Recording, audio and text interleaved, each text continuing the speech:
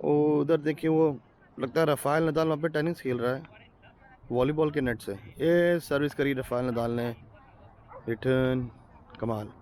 यहाँ पे ये लोग शायद बीच वॉलीबॉल खेल रहे और बिजी है बट उतना ज़्यादा नहीं। अभी अर्ली मॉर्निंग है बिकॉज ऑफ दैट। ताज भाई हमारे पूरी तरीके से तैयार टॉम क्रूज बन के आए हुए हैं। क्यों? और उधर बुर्ज खलीफा दूर देखेंगे आप तो। कबूतर भी डर रहे हैं यहाँ पे। कबूतर कबूतर कभी नहीं डरते, कबूतर आलसी होते हैं। इंडिया के कबूतरों में